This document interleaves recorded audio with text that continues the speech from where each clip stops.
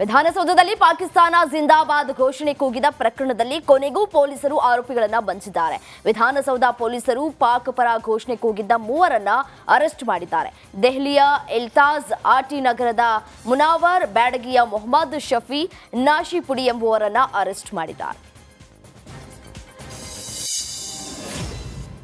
ಇನ್ನು ವಿಧಾನಸೌಧದಲ್ಲಿ ಪಾಕಿಸ್ತಾನ ಪರ ಘೋಷಣೆ ಕೂಗಿದ್ದ ಮೂವರು ಆರೋಪಿಗಳನ್ನ ಪೊಲೀಸ್ ಕಸ್ಟಡಿಗೆ ನೀಡಲಾಗಿದೆ.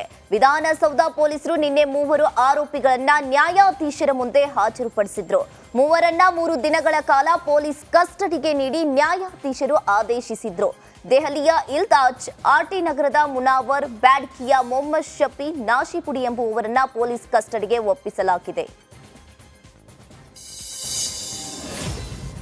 ಪಾಕಿಸ್ತಾನ ಪರ ಘೋಷಣೆ ಕೂಗಿದ್ದ ವಿಚಾರವಾಗಿ ಸರ್ಕಾರದ ವಿರುದ್ಧ ಈಗಾಗಲೇ ಬಿಜೆಪಿ ದೂರು ನೀಡಿದೆ. ಈ ಹಿನ್ನೆಲೆ ಪ್ರಕರಣವನ್ನ ಗಂಭೀರವಾಗಿ ಪರಿಗಣಿಸಿರುವ ರಾಜ್ಯಪಾಲರು ಸಿಎಂ ಸಿದ್ದರಾಮಯ್ಯರನ್ನ ಕರೆಸಿ ಘಟನೆ ಬಗ್ಗೆ ಸಮಗ್ರ ವಿವರಣೆಯನ್ನ ಕೇಳಿದ್ದಾರೆ. ಜೊತೆಗೆ ಮೂವರು ಆರೋಪಿಗಳ ಬಂಧನ ಮತ್ತು ರಾಮೇಶ್ವರ ಕೆಫೆ ಬ್ಲಾಸ್ಟ್ ಪ್ರಕರಣದ ಬಗ್ಗೆಯೂ ಮಾಹಿತಿಯನ್ನ ಪಡೆದುಕೊಂಡಿದ್ದಾರೆ.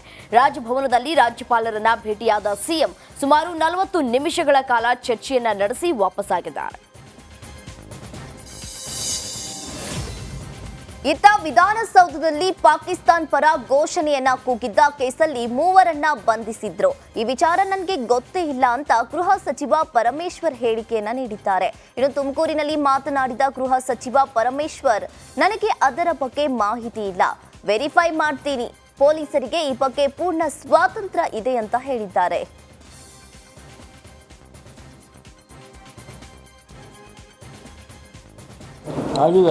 ನನಗೆ ಗೊತ್ತಿಲ್ಲ, ನಾನು ನಿಮ್ಮ ಜೊತೆಲೆ ಕೂತಿದ್ದೀನಿ. ಇಲ್ಲ, ಅದ್ರದ್ದು ಸಂಬಂಧ ಇಲ್ಲ.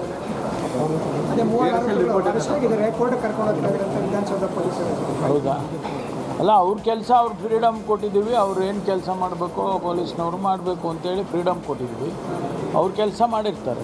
ಅಲ್ಲ ಸರ್, ಈಗ ನೀವು ಬೆಳಗ್ಗೆವರೆಗೂ ಕೂಡ ಮಾಧ್ಯಮ ಹೇಳಿಕೆ ಕೊಟ್ಟಾಗ ಅಧಿಕೃತ FSL ಮಾಹಿತಿ ಬಂದಿಲ್ಲ ಅಂತ ಹೇಳಿದ್ರು.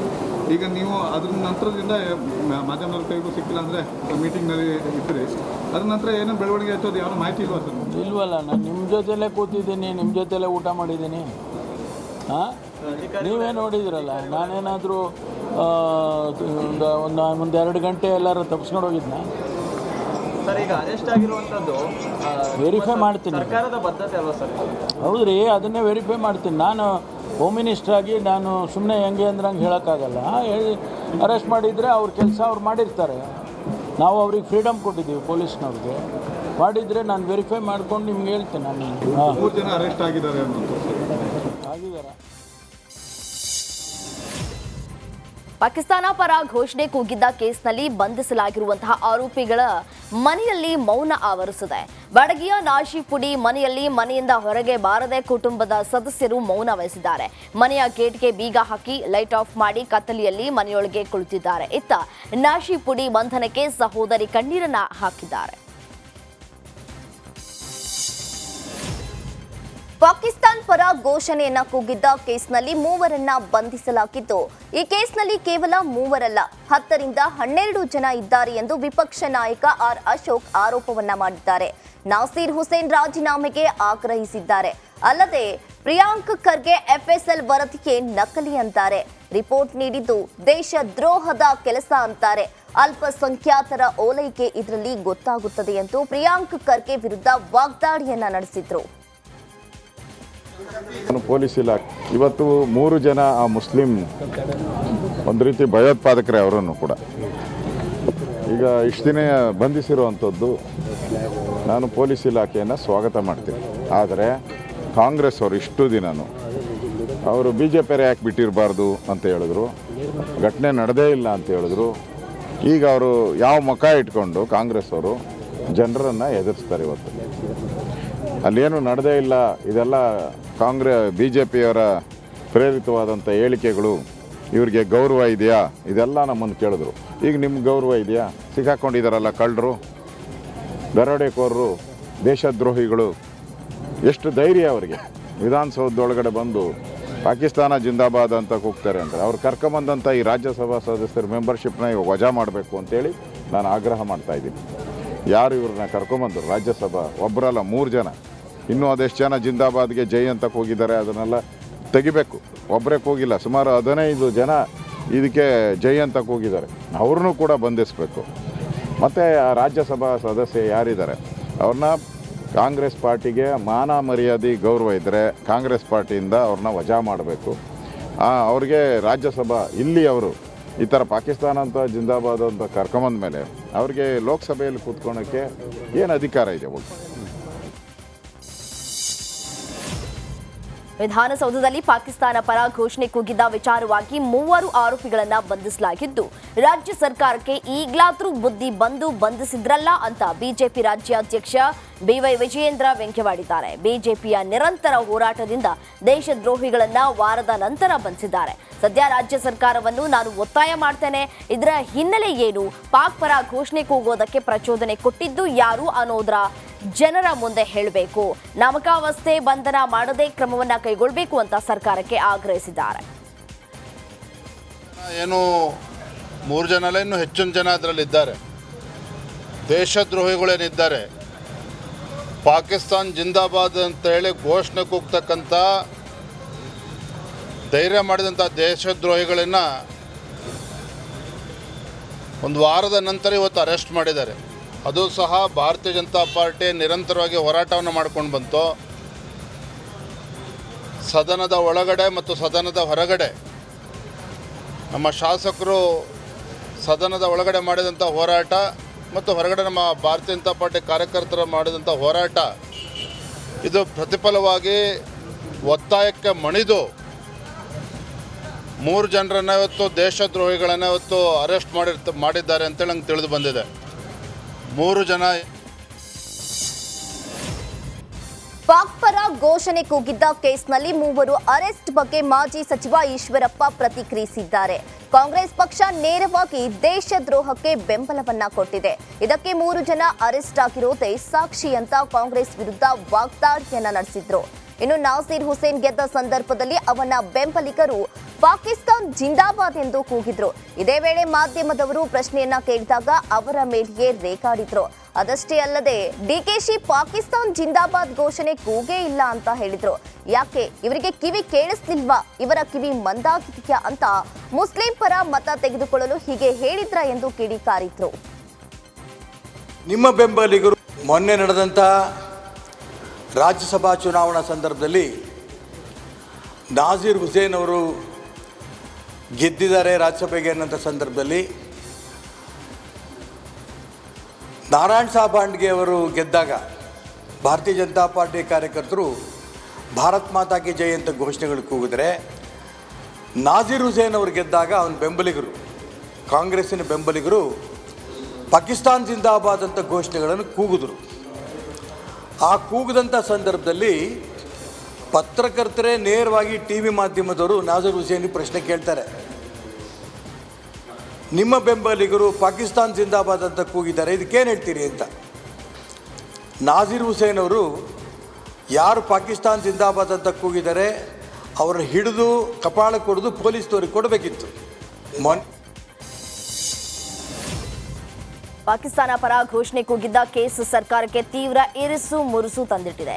ಲೋಕಸಭಾ ಚುನಾವಣೆ ಹತ್ತಿರವಾಗ್ತಾ ಇದ್ದಂತೆ ಈ ಎಲ್ಲಾ ಘಟನೆಗಳು ಕಾಂಗ್ರೆಸ್ಗೆ ಆತಂಕವನ್ನ ತಂದಿಟ್ಟಿದ್ದು, ರಾತ್ರಿ ಸಿಎಂ, ಡಿಸಿಎಂ ಮತ್ತು ಸಚಿವರು ಸೇರಿ ರಹಸ್ಯ ಸಭೆಯನ್ನ ನಡೆಸಿದ್ದಾರೆ.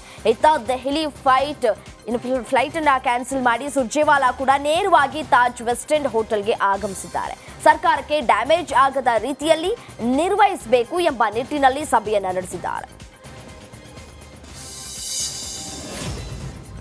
ಪಾಕಿಸ್ತಾನ್ ಪರ ಘೋಷಣೆಯನ್ನ ಕೂಗಿಲ್ಲ ಎಂದಿದ್ದ ಸಚಿವ ಪ್ರಿಯಾಂಕ್ ಖರ್ಗೆ ಇದೀಗ ಉಲ್ಟಾ ಹೊಡೆದಿದ್ದಾರೆ. ಸಂವಾದ ರಿಪೋರ್ಟ್ನಲ್ಲಿ ಖಚಿತವಾಗಿದೆ ಅಂತ ಹೇಳಿಲ್ಲ, ಇನ್ನು ಖಾಸಗಿ ರಿಪೋರ್ಟ್ ಸರ್ಕಾರಿ ರಿಪೋರ್ಟ್ ಅಂತ ಹೇಳಕ್ಕಾಗಲ್ಲ, ವಿಚಾರಣೆಯಾಗ್ಲಿ, FSL ವರದಿ ಬರಲಿ, ಅದೇನಿದೆ ಅಂತ ಹೊರಗೆ ಬರುತ್ತೆ ಅಂತ ಉಲ್ಟಾ ಹೊಡೆದಿದ್ದಾರೆ. ಏನು ಮಾಡೋಕ್ಕಾಗಲ್ಲ, ನೀವು ಬರ್ಲಿ ಸರ್. ಈಗ ನೋಡಿ, ನಾವು ಈಗಲೂ ನಾನು ಹೇಳ್ತಾ ಇರೋದು ಬರ್ಲಿ, ಯಾಕಷ್ಟು ಆತಂಕ. ಈಗ ಅಲ್ಟಿಮೇಟ್ಲಿ ಏನಿದೆ, ಸರ್ಕಾರದ FSL ರಿಪೋರ್ಟ್ ಅಲ್ವಾ, ಬರಲಿ, ಅದೇನಿದೆ, ಅದು ಸತ್ಯ ಇದ್ರೆ ಸತ್ಯ, ಸುಳ್ಳಿದ್ರೆ ಸುಳ್ಳು. ಅದಕ್ಕೆ ನಾನು ಏನು ಮಾಡೋಕ್ಕಾಗಲ್ಲ, ನೀವು ಏನು ಮಾಡೋಕ್ಕಾಗಲ್ಲ. ಆದರೆ ನಾವು ಹೇಳ್ತಾ ಇರೋದು ಖಾಸಗಿ ವರದಿಗಳನ್ನು ಸರ್ಕಾರದ ವರದಿ ಥರ ಬಿಂಬಿಸ್ಬಿಟ್ಟು ಮಾಡೋದು ಸರಿಯಲ್ಲ ಅಂತ ಅವಾಗಲೂ ಹೇಳಿದ್ದೀನಿ. ಇದನ್ನು ನಾನು ಅವತ್ತು ಡೇ ಒನ್ನಿಂದ ಹೇಳ್ತಾ ಇರೋದು, ಸರ್ಕಾರದ ಅಧಿಕೃತ ರಿಪೋರ್ಟ್ ಅಂತಿಮ, ಸಿಂಪಲ್ ಆಸ್ ದಟ್. ಇದರಲ್ಲಿ ಯಾವುದೇ ಗೊಂದಲ ನನಗಿಲ್ಲ, ನಮ್ಮ ಪಕ್ಷಕ್ಕಿಲ್ಲ, ಸರ್ಕಾರಕ್ಕಿಲ್ಲ. ಸರ್ಕಾರದ FSL ರಿಪೋರ್ಟ್ ನಾನು ನೋಡಿಲ್ಲ. ಆದರೆ ಖಾಸಗಿ ರಿಪೋರ್ಟನ್ನು, ಇನ್ಕನ್ಕ್ಲೂಸಿವ್ ರಿಪೋರ್ಟನ್ನು ಕನ್ಕ್ಲೂಸಿವ್ ಮಾಡೋಕ್ಕೆ ದಯವಿಟ್ಟು BJPಯವರು ಪ್ರಯತ್ನ ಏನು ನಡೆಸಿದ್ದಾರೆ ಅದು ಸರಿ ಇಲ್ಲ ಅಂತ ಹೇಳ್ತಾ ಇರೋದು.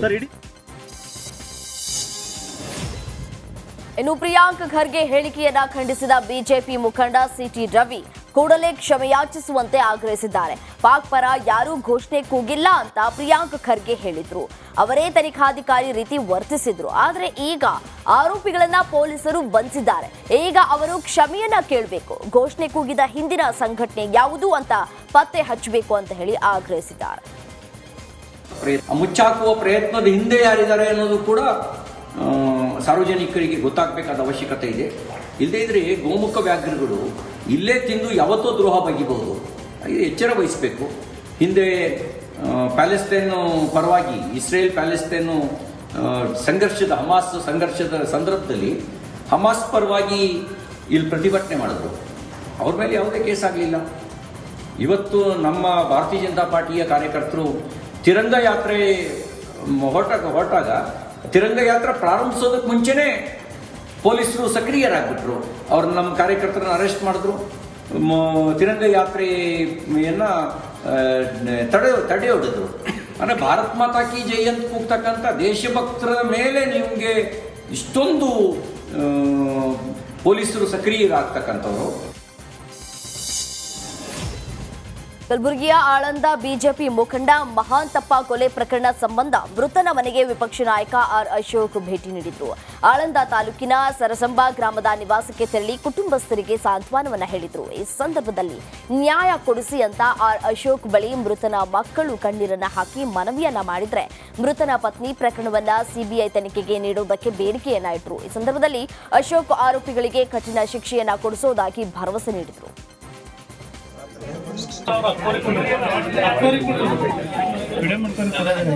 ಅಲ್ಲಿಗೆ ಪೊಲೀಸ್ ಎಲ್ಲ ಕರೆಸ್ತೀನಿ. ಅಲ್ಲಿಗೆ ಪೊಲೀಸ್ ಎಲ್ಲ ಬರ್ತಾರೆ. ಇಲ್ಲಿ ಲೋಕಲ್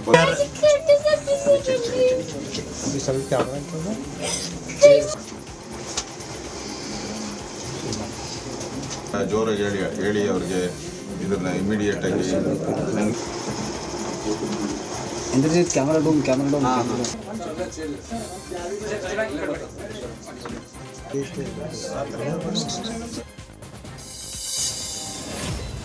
ಬೇಸಿಗೆಗೂ ಮುನ್ನವೇ ರಾಜ್ಯದಲ್ಲಿ ಬರಗಾಲ ತಾಂಡವವಾಡ್ತಾ ಇದ್ದು ಕುಡಿಯುವ ನೀರಿನ ಸಮಸ್ಯೆ ಎದುರಾಗಿದೆ. ಈ ಬೆನ್ನಲ್ಲೇ ಸರ್ಕಾರ ಇದೀಗ ಅಲರ್ಟ್ ಆಗಿದೆ. ಇನ್ನು ಸಿಎಂ ಸಿದ್ದರಾಮಯ್ಯ ಜಿಲ್ಲಾ ಉಸ್ತುವಾರಿ ಸಚಿವರು ಹಾಗೂ ಜಿಲ್ಲಾಧಿಕಾರಿಗಳ ಜೊತೆ ಸಭೆಯನ್ನ ನಡೆಸಲಿದ್ದಾರೆ. ವಿಡಿಯೋ ಕಾನ್ಫರೆನ್ಸ್ ಮೂಲಕ ಇಂದು ಬೆಳಿಗ್ಗೆ 11 ಗಂಟೆಗೆ ಸಿಎಂ ಸಭೆಯನ್ನ ನಡೆಸಲಿದ್ದಾರೆ. ಇನ್ನು ನೀರಿನ ಸಮಸ್ಯೆಯನ್ನ ಬಗೆಹರಿಸಲು ಕೈಗೊಳ್ಳಬೇಕಾದ ಕ್ರಮಗಳ ಬಗ್ಗೆ ಮಾತುಕತೆಯನ್ನ ನಡೆಸಲಿದ್ದಾರೆ. ಇನ್ನು ಕಡಬ ಕಾಲೇಜಿನಲ್ಲಿ ಆಸಿಡ್ ದಾಳಿಗೆ ಒಳಗಾದಂತಹ ವಿದ್ಯಾರ್ಥಿನಿಯರಿಗೆ ಮಂಗಳೂರಿನ ಎಜೆ ಆಸ್ಪತ್ರೆಯಲ್ಲಿ ಚಿಕಿತ್ಸೆಯನ್ನು ನೀಡಲಾಗ್ತಾ ಇದೆ. ಆಸ್ಪತ್ರೆಗೆ ಶಾಸಕರು ಭೇಟಿ ನೀಡಿ ವಿದ್ಯಾರ್ಥಿನಿಯರ ಆರೋಗ್ಯವನ್ನ ವಿಚಾರಿಸಿದ್ದಾರೆ. ಬೆಳ್ತಂಗಡಿ ಬಿಜೆಪಿ ಶಾಸಕ ಹರೀಶ್ ಪೂಂಜಾ, ಸುಳ್ಯ ಬಿಜೆಪಿ ಶಾಸಕಿ ಭಾಗೀರಥಿ ಮುರಳ್ಯ ಭೇಟಿ ನೀಡಿ ಪೋಷಕರಿಗೆ ಧೈರ್ಯವನ್ನ ತುಂಬಿದ್ದಾರೆ.